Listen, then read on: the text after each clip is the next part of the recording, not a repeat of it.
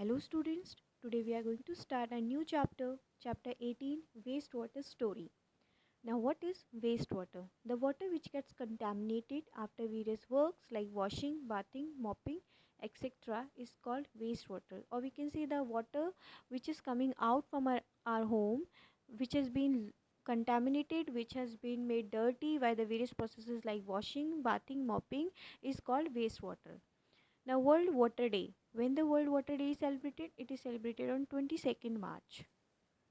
Another term is sewage. Sewage is a complex mixture containing suspended solids, organic and inorganic impurities, nutrients, saprotropic and disease-causing bacteria and other microbes. Sewage, it is the complex mixture which contains all the impurities like solid impurities, organic impurities and inorganic impurities. It also consists of bacteria which cause several diseases. Now, composition of sewage. There are various types of impurities present in sewage, like organic impurities, for example, human feces, animal waste, oil, urea, pesticides, herbicides, fruits and vegetables, and inorganic impurities like nitrates, phosphates, metals. It also consists nutrients, phosphorus and nitrogen, which are very much good for the soil. Bacteria like various types such as those causing cholera, typhoid, etc. Other microbes, various types such as those causing diarrhea, jaundice, etc. So this is the composition of sewage, or we can say what does the sewage contain. What does sewage contain?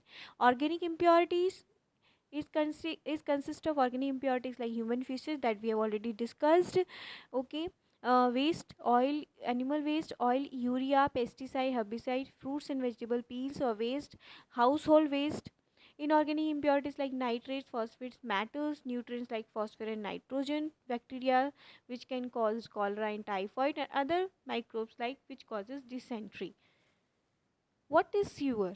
The pipe which carries the wastewater is called a sewer.